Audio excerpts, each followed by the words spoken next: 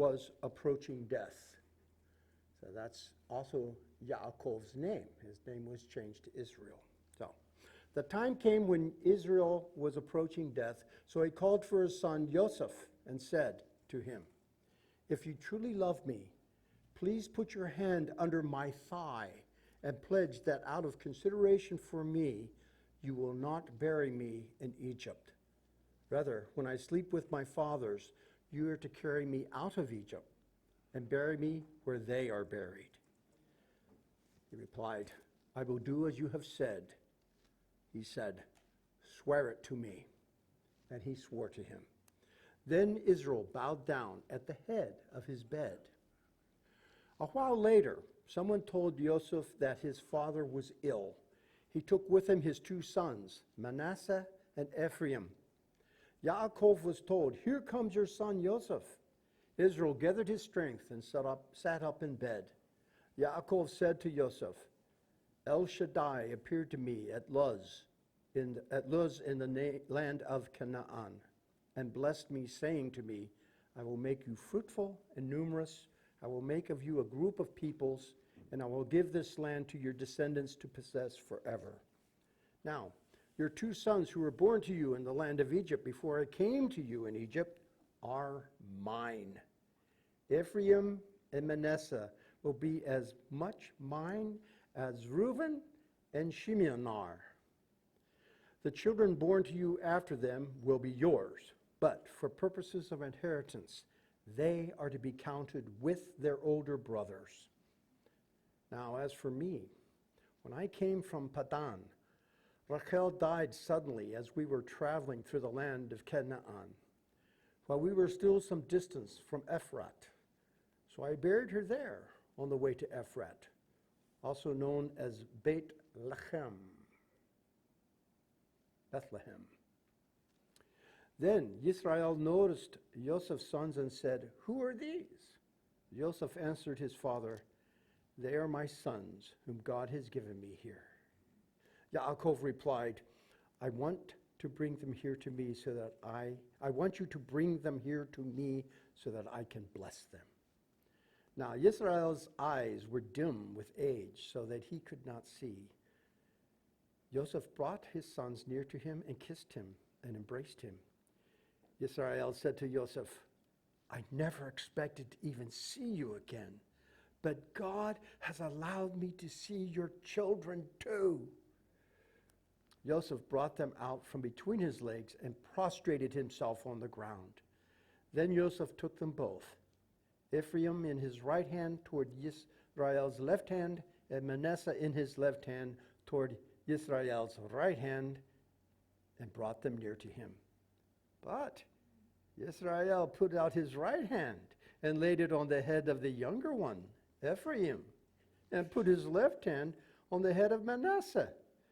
He intentionally crossed his hands, even though Manasseh was the firstborn. Then he blessed Joseph.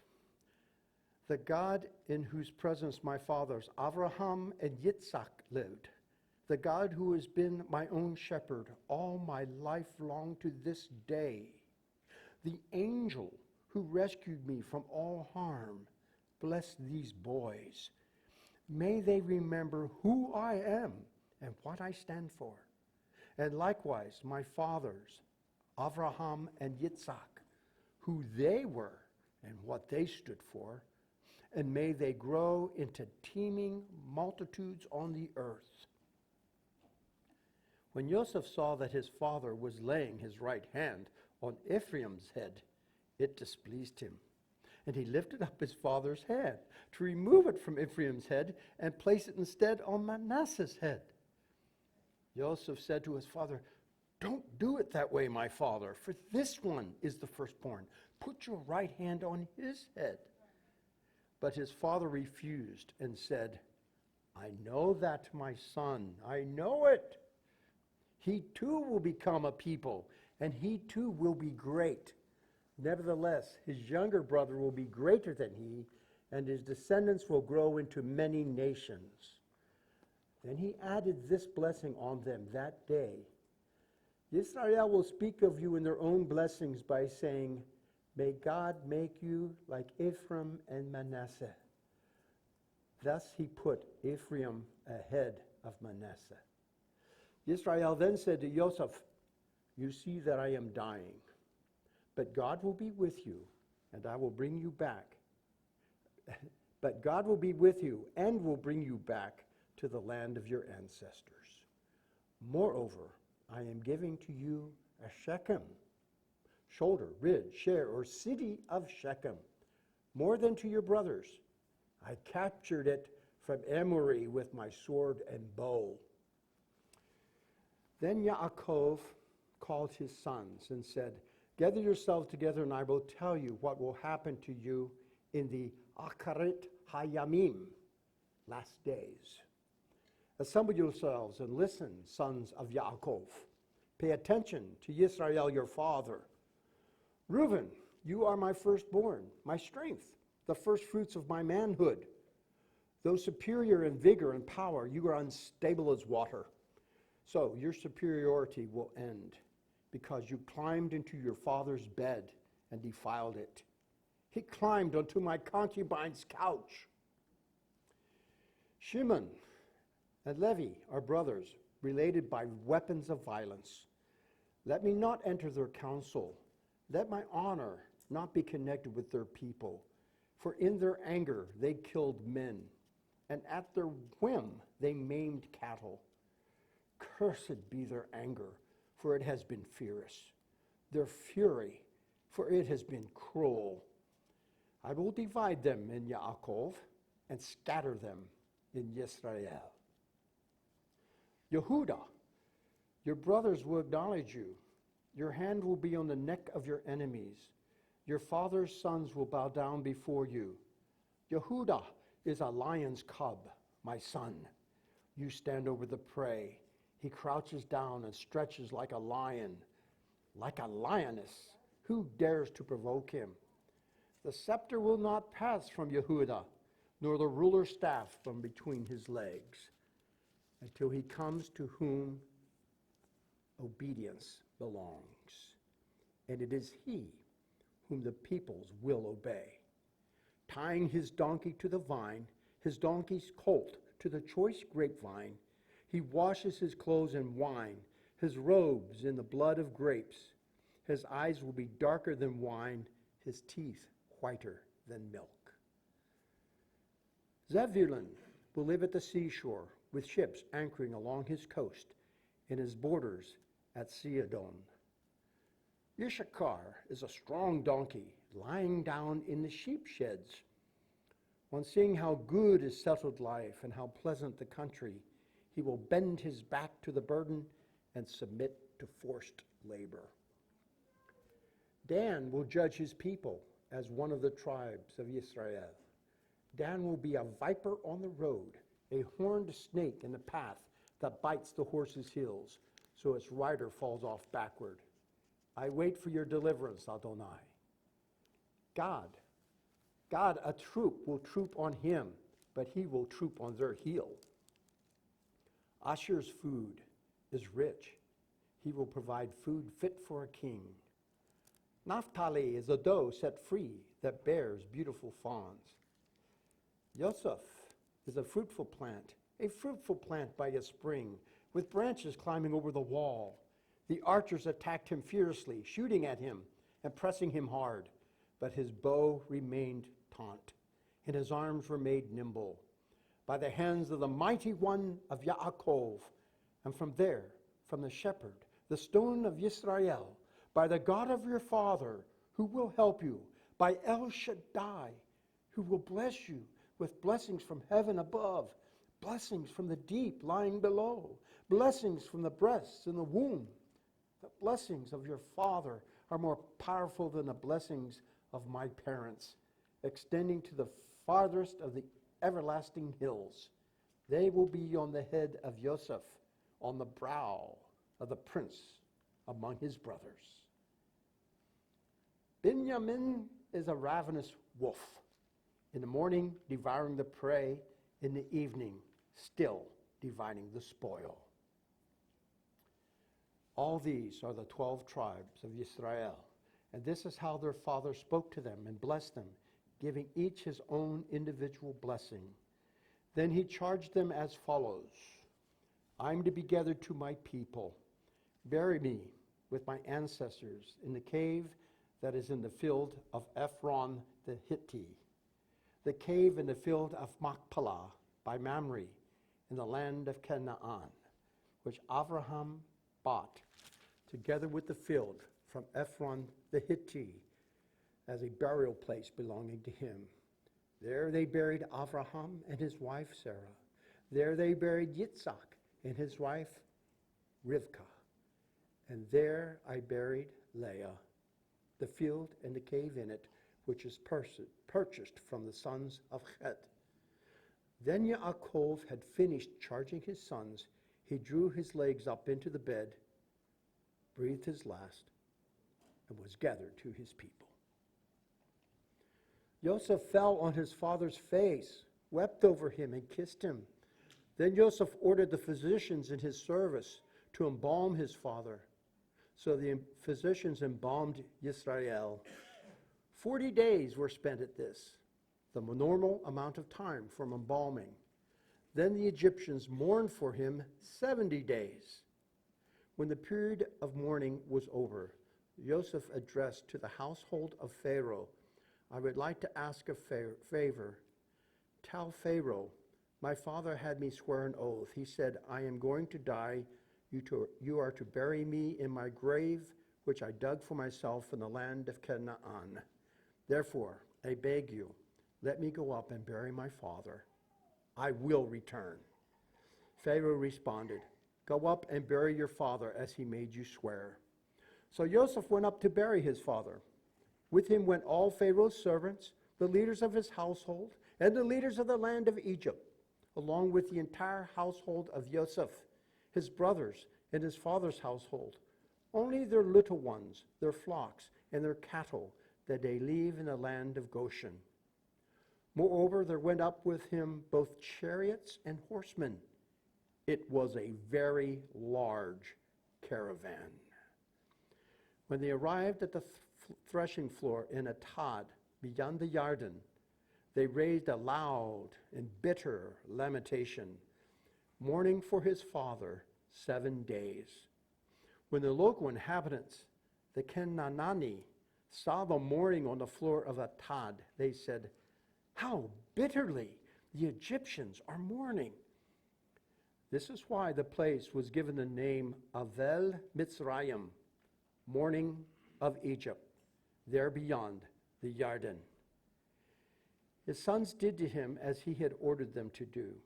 They carried him into the land of Canaan and buried him in the cave in the field of Machpelah, which Abraham had bought, along with the field, as a burial place belonging to him, from Ephron the Hittite by Mamre.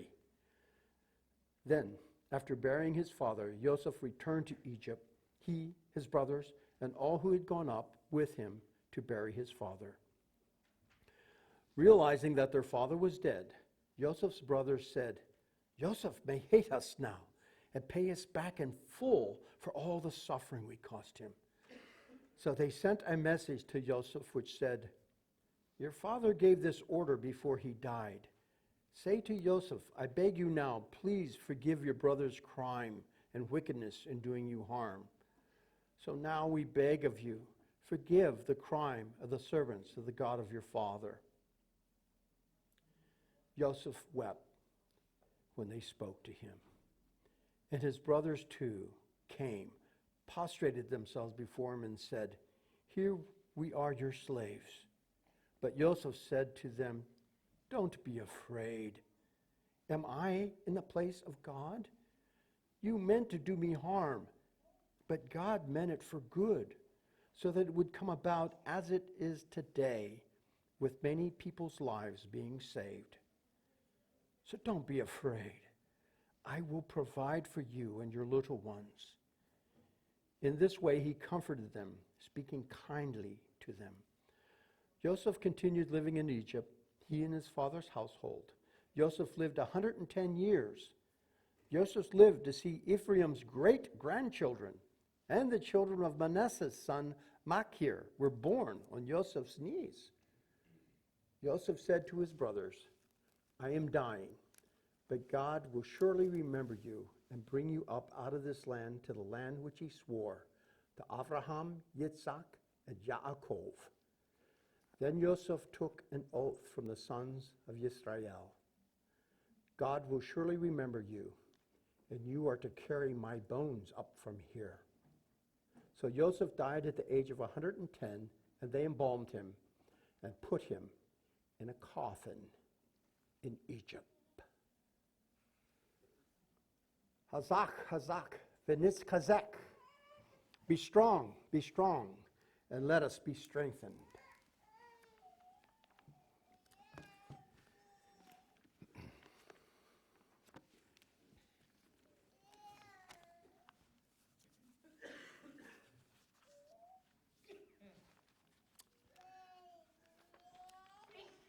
Yes. Do we have our handouts? We do. We have our handouts. Awesome.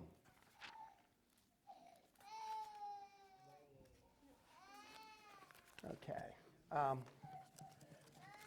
Do we have any questions at this point? We've just had the reading, the Torah reading. All right, good. Somebody's going to have to keep track of time for me because I have no clue what time it is. All right.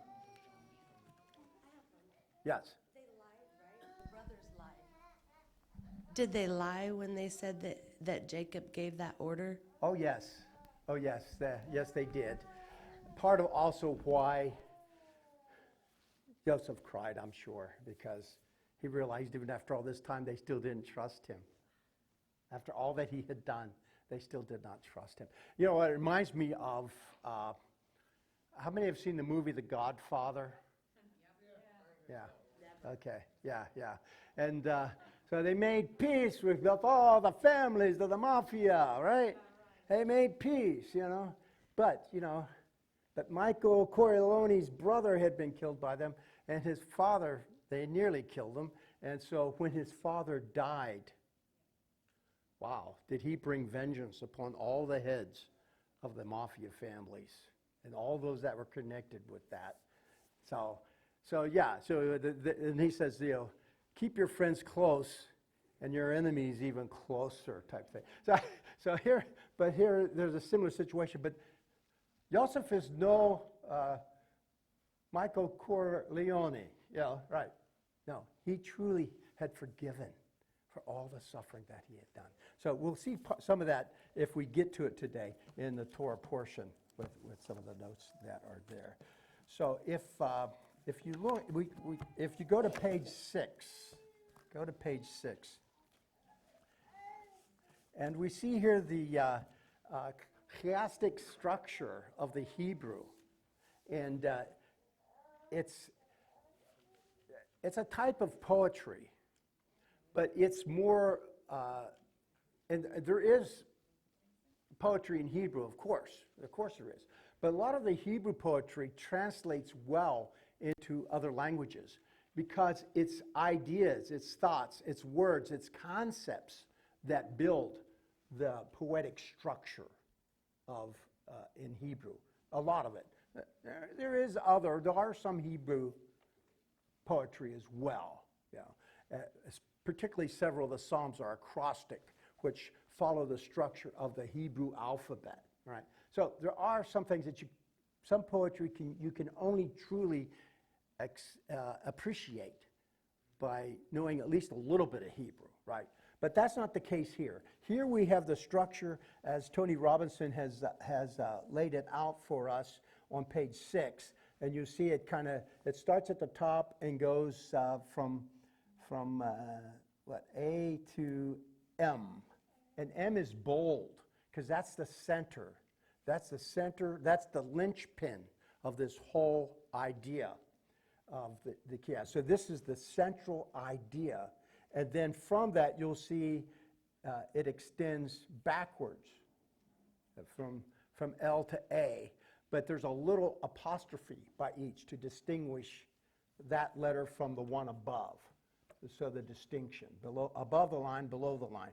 But the central idea here is contained in these blessings to the tribes.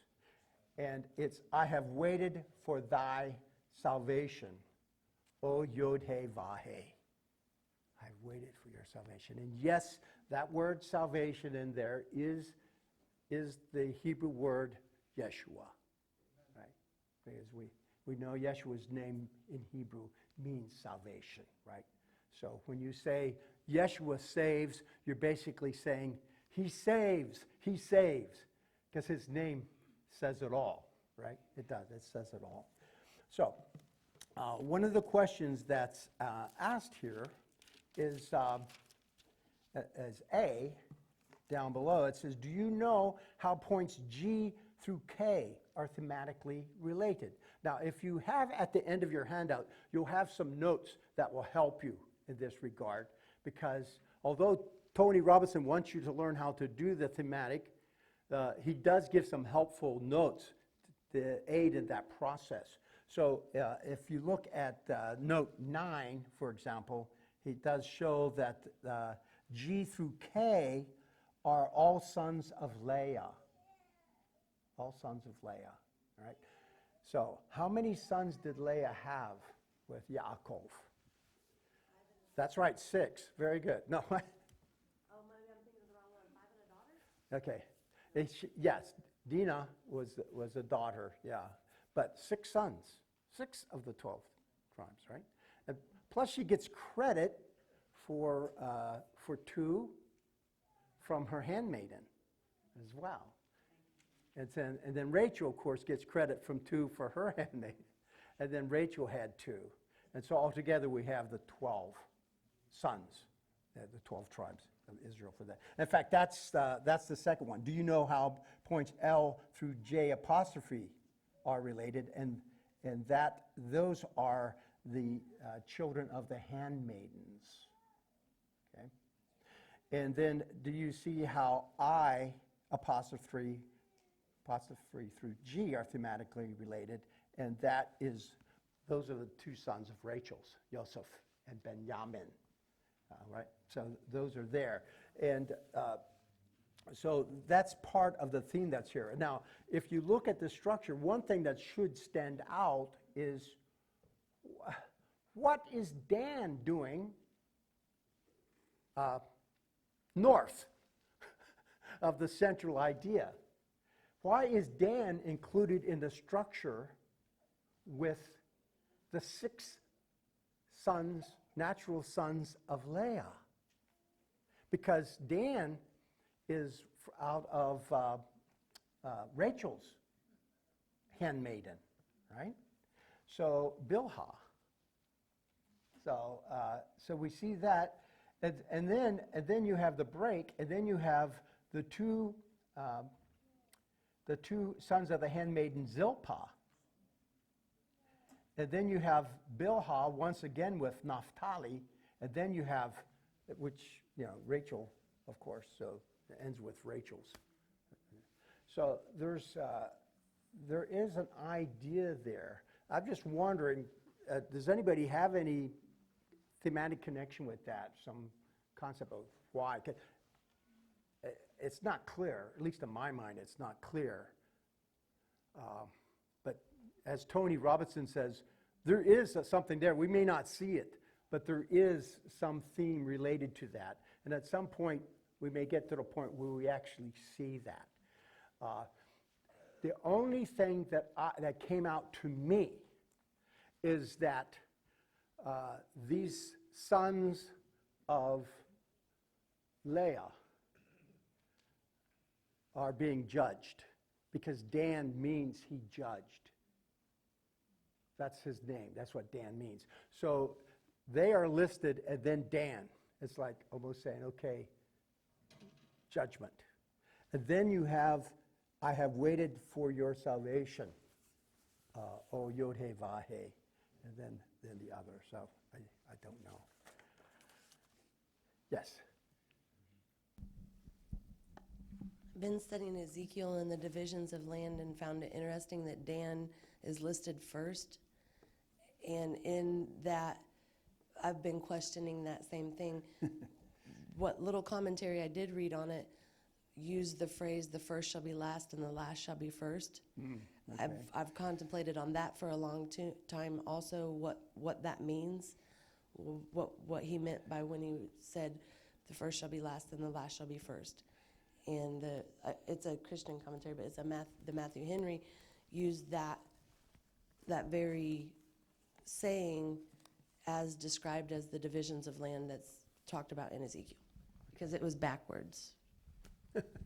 You know, you make a very good point there. Throughout Scripture, you can find numerous lists of the children of Israel, of the tribes, and many of them differ from one another. The word order differs greatly. As an example of that, there are several of that, and there's a couple of studies that just focus on that as well. I did not spend the time to do that study, but anyway. So let's go to page 7. And at the top there, where we've read Genesis 47, 20 through 31. And so they're asking here for a connection between another passage of Scripture in Genesis, and it's given right there. That it says footnote 12. It actually is the very next phrase. Genesis 24, 1 through 4, and 12. And this is the comparison with, if you go to Genesis 24, verse 1 through 4, by now Avraham was old, advanced in years, and Adonai had blessed Avraham in everything. Avraham said to the servant who had served him the longest, who was in charge of all he owned, "Put your hand under my thigh, because I want you to swear by Adonai, God of heaven and God of earth, that you will not choose a wife for my son from among the women of Canaani, among whom I am living, but that you will go to my homeland, to my kinsmen, to choose a wife for my son Yitzhak." And then verse 12 reads, he said, "Adonai, God of my master Avraham, please let me succeed today and show your grace to my master Avraham." So he ties that in to this request, command to Joseph to also put his hand under his thigh and to swear a very strong affirmation or oath that he would do he would do what he wanted to do. So it just shows the importance of this. That this is like the most important thing that you can do, the most important oath that you can make, and this was the part of that. So we see this comparison here, and the point that Tony makes. Both passages speak of a patriarch who was old and advanced in years. In both passages, a patriarch asked someone to swear by placing their hand under his thigh. Both passages use the phrase kindness and truth. Both passages involve someone's location. In both passages, the patriarch is concerned that someone is taken from a city of the world to Eretz Yisrael. And so those are comparisons or themes that Tony Robinson, of course, brings out in his notes here. So, and he's just affirming that here as well. Okay.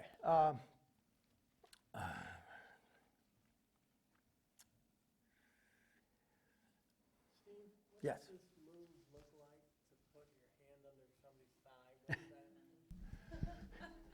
is that? Well, it's, yes. I'll answer that, Tom. That the under the thigh thing is back in the ancient culture there. That was how they made a promise. Okay, so I understand that, but what is it? Show me this move. I mean, I'm not. You want to see it? Yes, I want to see it. It's just. Okay, Marcel, literally, will you it's- demonstrate? It's cupping. But is that? Cupping private parts. We're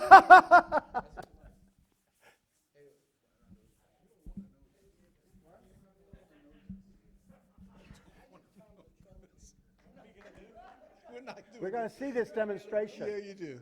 So this is not the only place where this is a practice. This is a Jewish way of saying something. So when how can I put this? We're in polite company. So instead of putting your hand on his thigh, that's not what he's saying. He's telling him to swear. And when he sent his servant, for example, to find a bride, Rebecca, he told his servant to swear. He put his hand to put your hand on my thigh and swear. And what he was saying was, you put your hand on my thigh and swear upon all my future descendants. No, you didn't get it. Okay.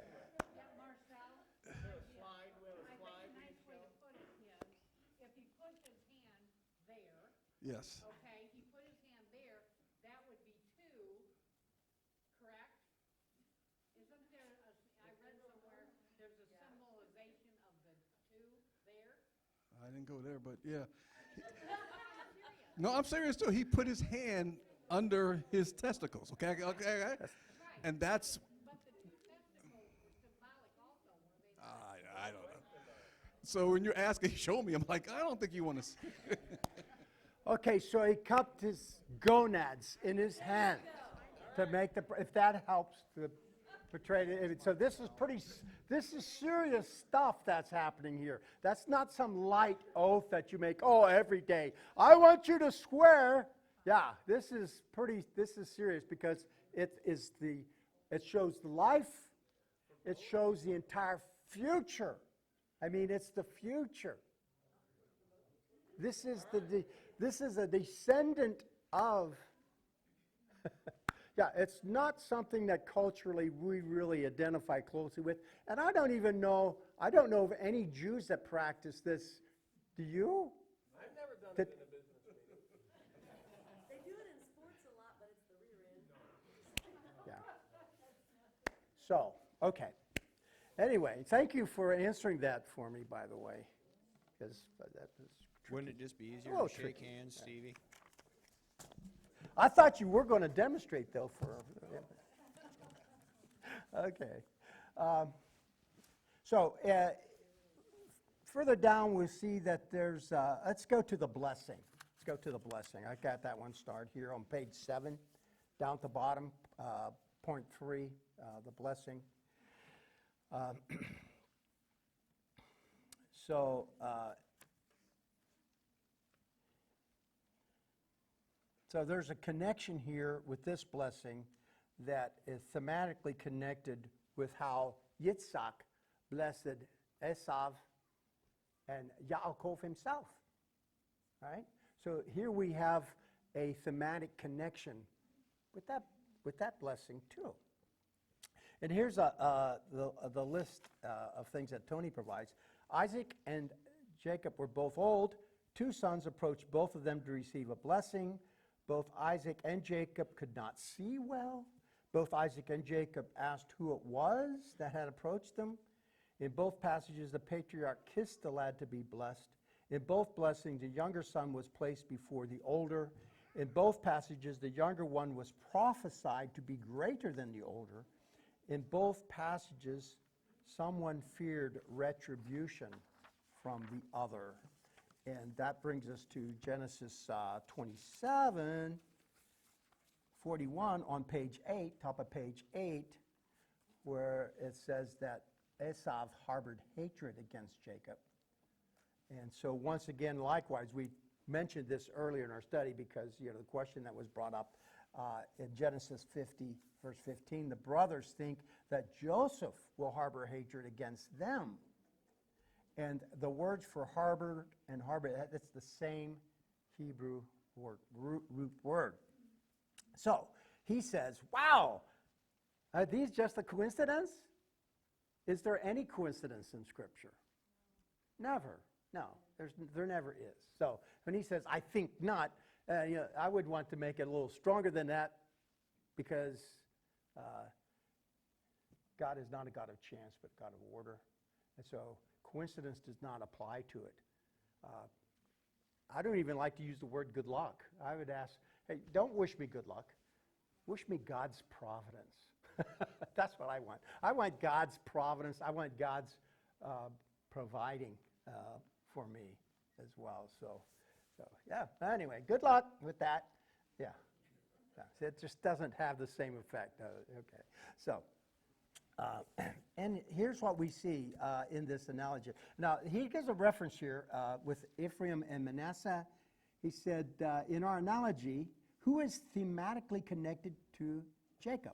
This is trickier than you may think. If you said Ephraim was a picture of Jacob, thinking also that Manasseh was a picture of Esau, I understand your reasoning. However, I don't think the scriptures are making the connection between Jacob and Esau as forerunners of Ephraim and Manasseh. I think the real issue is between Joseph and his brothers, and for the following reasons, which are pretty good. The first one is that Jacob does indeed want to give Joseph the double portion of the birthright. And I think he intended this all the way from when he first gave Joseph the coat of many colors. Yeah, that this is my favorite one. This is my true firstborn of Rachel. And so never mind the deception of Laban, who gave me Leah when I was expecting Rachel. So spiritually and in his mind, he sees Rachel. And so Joseph was, in his mind, his true firstborn. But he's learned some things. God has revealed some things to him here, right? So this is his way of giving part of the firstborn blessing to Joseph by essentially adopting Ephraim and Manasseh, the two sons of Joseph. And so they become two of the tribes. They become two of the tribes. So Joseph does get a double portion here in that manner. So the other point is that he makes that Manasseh is not really a picture of Esau, because he says, he does say that Israel will bless, and this is a blessing. It is given in Torah-observant Jewish households, Torah-observant Messianic households who do embrace Shabbat, the service of Shabbat, lighting the candles and the blessing of the children. And we do the blessing as well, right? We do the Aaronic blessing, and we do it with the children too, so we'll do that here today as well. And that blessing will contain Ephraim and Manasseh. He was not left out. So this is not a connection, that Manasseh is not connected with Esau. All right? All it means is that Ephraim would be placed above his brother, right? And guess what? They still are united. They still are brothers. They still are blessed. And this is what Yitzhak, I believe, wanted for his two sons, Esau and Yaakov. There is a teaching, a rabbinic teaching, that Leah was supposed to be Esau's wife. Those two firstborns were supposed to. And that Rachel was indeed to be Joseph's wife. But that they would share. But that's not how it worked out. But now Yaakov sees that. He brings that about. Because he takes the firstborn blessing and he does split it. He does split the firstborn blessing. Because, as it says, Reuben loses it, right? Shimon and Levi, they both lose it. Okay. All right, good. And that's how much time we have left? Okay. Oh, okay, good. All right. They both lose the blessing, so it falls then to Yehuda. And so he gets the firstborn's blessing, but it's the blessing of leadership, which is part of the blessing. But Joseph is going to get the double portion blessing by virtue of his sons being adopted by Yaakov. So that makes him get a double portion because his sons are adopted by Yaakov. So he gets a double portion blessing from that. And okay, so we don't have a whole lot of time here. There's a lot of really great material here. Let me just draw your attention to it. I was really hoping we could get to the Messianic portion. So we only have a couple minutes here. But I'm going to add something that I came up in my study with this, and you may find some others because the Messianic portion here is really awesome to look at. We didn't get to it, but here's an interesting aspect on page 9. When it talks about the brothers and part of their fear and their rejection of Joseph. Consider Yeshua. Do you know the names of Yeshua's brothers? Who knows the names of Yeshua's brothers? His 4 brothers. Not in the Greek, but in the Hebrew. Not in the English translation of the Greek, but the Hebrew. You want to hear their names? Yes. All right. Yaakov, that's translated James in the English. That's Yaakov. Jacob, all right? Yaakov. Yosef.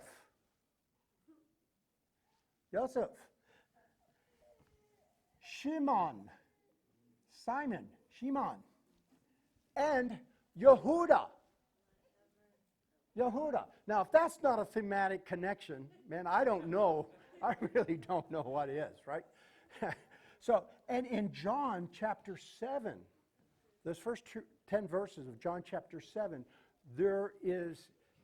Yeshua is rejected by his brothers. Yes, even James the greater, the James who will be the pillar of the church once it's established and once he sees the light, right? Even he rejected him. So his brothers rejected him just like Joseph's brothers had rejected him.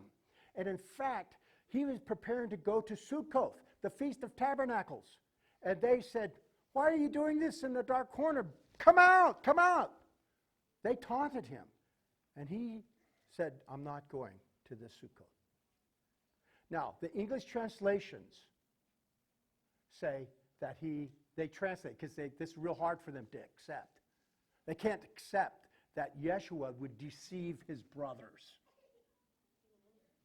They can't accept that. I mean, not Jesus. He's not going to lie. He's not going to deceive anyone, right? Is it okay to deceive your enemies, even if they're of your own household? Let me think about that. Thematically, I mean. Joseph deceived his brothers. He didn't tell them who he was. But it was to accomplish God's purposes. We have to recognize that we live in a fallen world. And it is not wrong for us to deceive our enemies. Yeshua himself said to be as wise as serpents, but as harmless as doves. I think it's something we need to reflect on. And that's just something that I came across in that. And I know it might make some people upset. That's fine. You can talk to Marcel afterwards about this. It comes back on you, doesn't it? Yeah, amen. All right, okay. Any closing comment? No, we don't have time for it, do we? Okay, all right. Okay, so, are we ready? We're going to take a 15-minute break. We can get something to eat. Sounds good.